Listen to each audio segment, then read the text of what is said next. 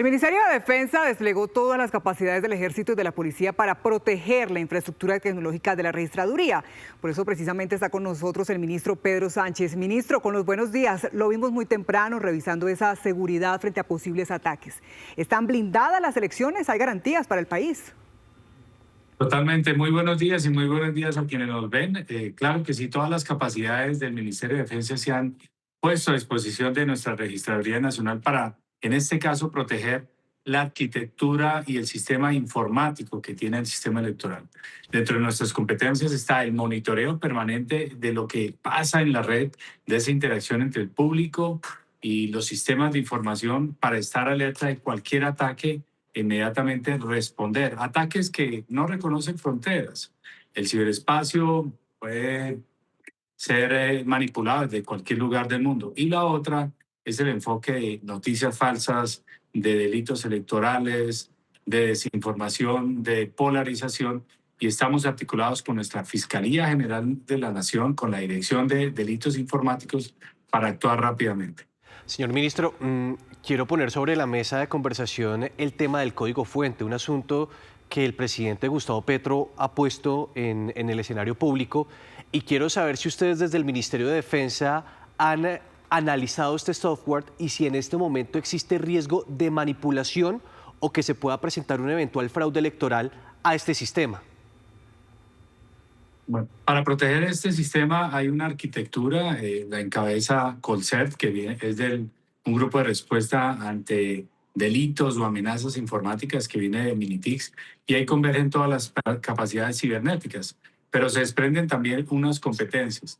En el caso del sistema de la registraduría, ellos han contratado una auditoría que la información que tenemos viene desde enero.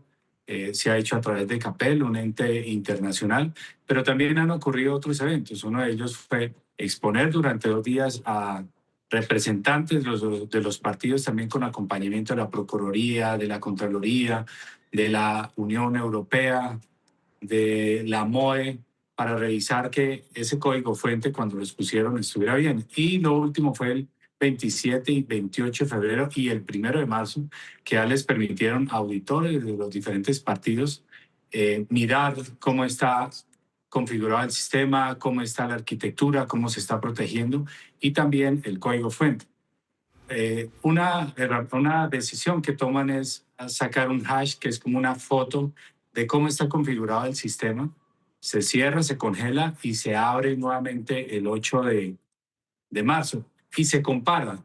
Es unos códigos lineales que le dicen así quedó configurado el sistema, y luego lo comparan para que no haya ninguna alteración. Lo hacen al inicio y al finalizar. La verdad, lo que ha manifestado la registraduría, y de acuerdo también a los entes de control, confiamos plenamente en que esté totalmente garantizado ello, pero no desconocemos jamás los riesgos y las amenazas. Desconocer las amenazas y los riesgos y no gestionar los riesgos es una irresponsabilidad. Siempre están, y por ello debemos estar alerta. Y cualquier indicio que tengan, por favor, notifíquelo al 157. Allí podemos articularlo rápidamente con la Fiscalía y responder fácilmente y rápidamente contra cualquier delito. Ministro, pues usted reconoce que se pueden presentar amenazas, pero en el proceso que hasta el momento se ha hecho desde enero, ¿hay tranquilidad por parte del Ministerio de Defensa sobre este código, de que no puede ser alterado y que sí hay transparencia? Sí, hasta el momento esa es la evidencia que tenemos, pero el señor presidente de la República ha sido muy enfático con todos nosotros de, ojo con esto, no puede pasar lo mismo que ocurrió en el 2014, donde luego en el 2018 hubo una demanda y se comprobó 4 años después que sí hubo fraude. Entonces tenemos que estar alertas de ello. Y la amenaza persiste. No ha habido un momento en la historia humana donde no existan amenazas. Lamentablemente el mal es inherente a unas personas, y esas pocas personas estarán intentando afectar la tranquilidad, pero está dispuesto a absolutamente todo para que haya la transparencia de él. Ministro, anoche en su alocución el presidente de la República habló también de uno de los delitos que según él se manifiesta con mucha intensidad por estos días, la compra de votos. Pero llamó la atención esta propuesta del mandatario y quiero que antes de formularle la pregunta escuchemos lo que dijo. Calificaré el buen comportamiento de los comandantes de policías regionales a través de este indicador. Usaré 2 para las próximas elecciones de ascenso o de méritos en el rango que se tenga en esas regiones. ¿Cuánto ha bajado la tasa de homicidios? 1. ¿Y cuántas capturas se hicieron sobre compradores de votos y por tanto delincuentes contra el sufragio en las elecciones que se avecinan, la del domingo y las siguientes? Ya han aparecido hechos, 14 hechos en todo el país, 14 mega hechos. Ministro, ayúdenos a entender estas palabras, que las detenciones puedan llevar a ascensos.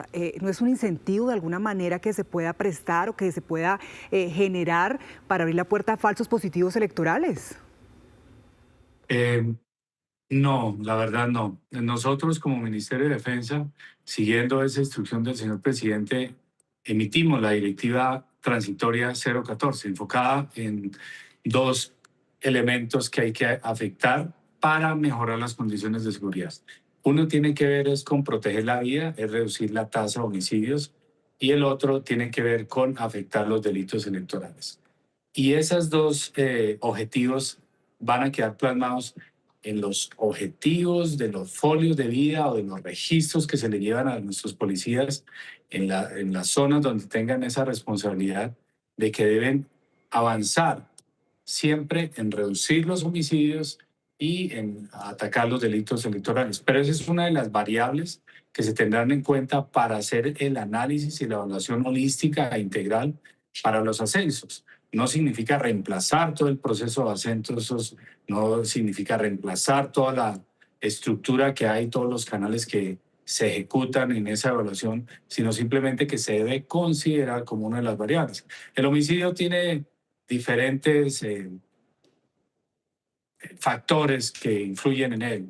Uno de ellos tiene que ver con la prevención, con lo que ocurre en la casa, con lo que ocurre en temas estructurales de tipo social, de tipo económico. ¿Entendemos eso? Claro, ministro, pero es que no me queda claro. La pregunta puntual es que se puedan anunciar o que lo anuncie el presidente de la República posibles ascensos, aquellos policías uniformados que logren detenciones de personas que estén presuntamente en compra de votos, pueda llevar a ascensos. ¿Eso no es una puerta para que se pueda generar de alguna manera falsos positivos electorales? No, eso es una oportunidad y una estrategia para atacar los delitos electorales. Ahora, se debe mirar en qué condiciones atacó ese delito electoral, qué elementos de información tenemos para garantizar que haya totalmente transparencia, y eso siempre se debe evaluar a través de un sistema integral y holístico que a través de múltiples disciplinas confirme se hizo correctamente o no. Ahora, si encontramos a alguien que esté haciendo, como usted lo llama, falsos positivos electorales, está violando la ley y será sancionado. Sí. Ministro, a propósito de la compra de votos, ¿qué información tiene usted sobre el caso del escolta y conductor del secretario general de la Cámara de Representantes que fue detenido cuando se movilizaba con 145 millones de pesos y publicidad política de un candidato en La Guajira? ¿Qué le han dicho desde la policía e incluso qué piensa usted por lo que quedó libre? La información que tengo es que en ese procedimiento policial muy exhaustivo que tenemos desplegado en todo el país, y hace parte también de la estrategia que anunció el señor presidente de capturar a aquellos que compran y venden votos, pues en esa revisión que se hizo encontramos sus policías, valientes policías, encontraron esa cantidad transportada de manera pues poco inusual, y nosotros lo pusimos a disposición de las autoridades competentes. Ya las autoridades competentes deciden qué hacer con él, pero nosotros seguiremos actuando con él. No vamos a parar, no nos vamos a desmoralizar. Si algo que ha aprendido uno en esto es a seguir a pesar de la adversidad, seguir avanzando en ello. Que las autoridades confirmen o no si hay delito. El presidente mencionaba hay 14 macrocasos que tenemos, pueden aumentar esos macrocasos dirigidos en ciertas zonas para afectar los delitos electorales, donde vemos que uno de los principales es la compra y venta de votos. En esta semana, muy seguramente vamos a tener mejores resultados contra él. Pero ¿usted qué información tiene sobre cómo se realizó ese procedimiento de la captura? ¿Hubo irregularidades, como lo dijo el juez? Ya los temas menores, ya los que emita la Fiscalía, los que emitan las autoridades competentes y con la valoración que hizo el juez, yo solamente le puedo decir es lo que hizo la fuerza pública, que hizo el retén, encontró ese dinero y lo puso a disposición de las autoridades competentes. Ministro, ¿cómo está la fuerza pública en esos municipios o departamentos, mejor, que están vulnerables, azotados por la presencia de grupos armados ilegales? Ha dicho el Ministerio del Interior que por lo menos 100 municipios están en riesgo alto. ¿Qué le dice el Ministerio de Defensa a estas personas a la hora de votar el domingo? ¿Qué garantías hay? Que tienen todas las garantías de la fuerza pública que está desplegada en esos territorios, que no desconocemos para nada la amenaza. Lo importante es actuar mitigando los riesgos y en esas zonas hemos desplegado seguridad diferencial. No es lo mismo la seguridad que necesitaría, por ejemplo, el área de Argelia, Cauca, aquí a Suachoque o a Facatativá. Por ello, las capacidades son diferenciales que incluyen drones, antidrones, movilidad, blindados, para que los votantes accedan a ello. Pero el riesgo, o uno de los riesgos más importantes que nosotros percibimos son los riesgos con delitos electorales, donde la desinformación, la compra de votos, la generación de odio a través de las redes sociales, la polarización, es uno de los elementos que más nos preocupa. Recordemos lo que pasó en Gamarra Cesar, donde una desinformación llevó a quemar la registraduría, que muriera una persona dentro de ese edificio, otra quedara quemada, y eso no fue por un actor criminal de los carteles de narcotráfico, eso fue por gente que quería que ganara X o Y persona y motivó esa desinformación. Así que invitamos a todos a que se unan a la campaña del 157, que llamen cualquier información y comuniquen cualquier información. Hay una recompensa de hasta 50 millones de pesos por información que nos permita anticiparnos oportunamente y capturar a quienes pretendan cometer delitos electorales. Sí, y lo que ha dicho también recientemente el Ministerio de Defensa es que cerca de 246.000 uniformados se van a desplegar por todo el territorio nacional. Pero, ministro, quiero hacer un cambio de tema para preguntarle a usted sobre las amenazas en seguridad que recientemente denunció el alcalde de Medellín, Federico Gutiérrez, y el gobernador de Antioquia, sobre Hidroituango. Ellos estaban señalando que estaban sobrevolando algunos drones sobre este importante proyecto e incluso que hay un plan de distintas estructuras criminales para apagar el país en medio de las elecciones. ¿Qué información tiene usted? Aquí hay que diferenciar desde mi perspectiva dos aspectos. Uno, el riesgo que se evidenció allá en esa zona al ver un dron que estaba sobrevolando, se activaron todos los protocolos, allá delinque la estructura 36 del cartel de alias Calarcá. Eso es lo que se vio, lo que se advirtió y se activaron todos los protocolos para mitigar y neutralizar ese riesgo. Y la otra ya serían amenazas específicas contra el señor gobernador y el señor alcalde de Medellín, los cuales no tenemos información específica directamente contra ellos. Obviamente por ser unas autoridades del orden regional y también del orden local, como cualquier persona en el país debe garantizársele toda la seguridad, más aún que ellos han sido muy claros y muy directos en enfrentar el crimen como lo han analizado ellos. Y nuestro deber es protegerlos a ellos. En esas zonas tenemos que desplegar todas las capacidades para que tampoco se vaya a ver afectado el flujo energético, el flujo vial, pero vuelvo e insisto aquí, esto depende de absolutamente todos. Esperamos que los más de 41 millones de colombianos participen en esta actividad electoral el próximo domingo.